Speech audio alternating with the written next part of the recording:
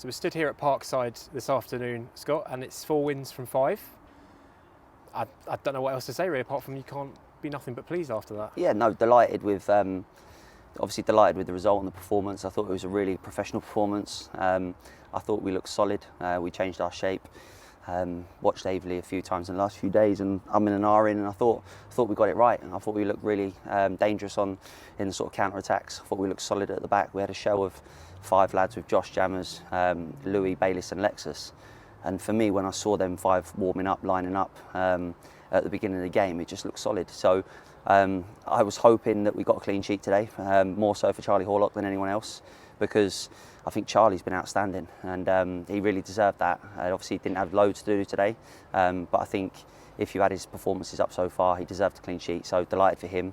Gary obviously getting his first goal is great, and Louis starting his first game I think for 16-17 months. So yeah, so many positives.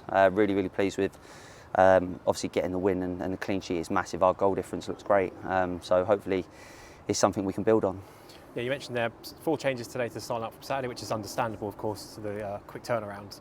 Did it take a little bit of time just to find a bit of rhythm to start the game? Because it seemed like it was a bit 50-50 at first. Yeah, it was scrappy. I think the first goal in that game was going to be important, and obviously we got it, and yeah, obviously gives us something to hold on to. But the second one was then the most important after that. So yeah, it could have been a different game if they'd got the first goal. I guess we're talking if buts and maybes, but yeah, I think we started to sort of find our fluidity as such in the second half more so.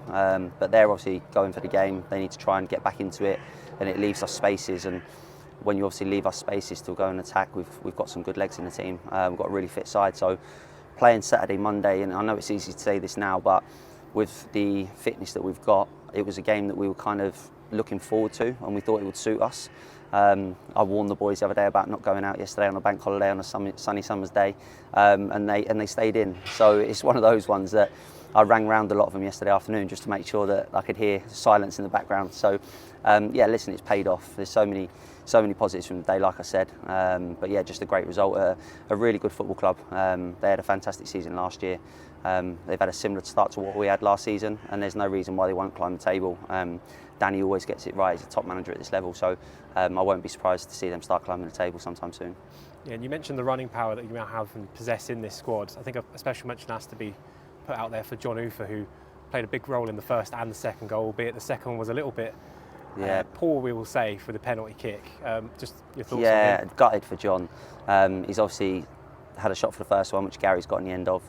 And then when the penalty was given, Slavy's usually the penalty taker, and I completely forgot to put on the board who's taking penalties. And I hate it when it's during a game and people are arguing over it. And they didn't argue. Gills and John had a discussion, and I was desperate for John to get his goal. Gills obviously got one against Enfield. Wanted him to get off the mark, but the most pleasing thing is obviously Gilbs followed it up, and John walked back to the centre circle smiling. So he knows he's played his part in it by winning the penalty. I thought he was absolutely fantastic defensively as well. He works his socks off. So it's going to be really hard to pick a team for Saturday. Like I just said to the boys that have come in today, the 4 changes that we made, I thought they were absolutely superb. So it's difficult, but it's a nice position to be in. Obviously this time last season we were scratching around and thinking what team do we pick, and you can overanalyse it and overthink it, but at the moment we've got a squad in there where they all deserve to start. We know that's not going to be the case all season. People are going to have dips in form and injuries and suspensions and things like that, but yeah, at the moment we're in a good place, but certainly not getting carried away. Yeah, and another goal for Kwaku as well. What more can you say about him? Yeah, he done the dirty stuff in the first half. I thought he did all the hard work and the hard yards, didn't get much for it. And I actually said to him at half time, and I can vouch for that I said, you'll get a chance in the second half, it will open up. And delighted that he did, because he had a battle up with their 2 centre-halves to no effect really. He put his body on the line, he worked his socks off, but he'll go away happy now with another goal.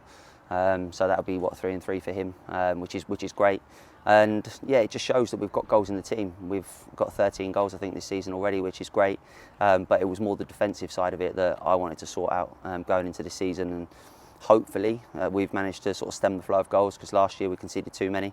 And ultimately that's what's cost us. So yeah, we look like a solid team today. But we know there's going to be a lot more games this season where we'll probably be on the back foot and have to show a different side of us. Yeah, just quickly before I do ask you about this coming Saturday against Weymouth, just a quick shout out for Dan Bayliss, who has been mentioned by a lot of the fans. He's been very consistent, I think, through the first 5 games. and seems to be a good shout for player of the season already. Yeah, listen, Dan Bayliss, since the game after Maidstone last year, he's been absolutely brilliant in the change room, on the pitch.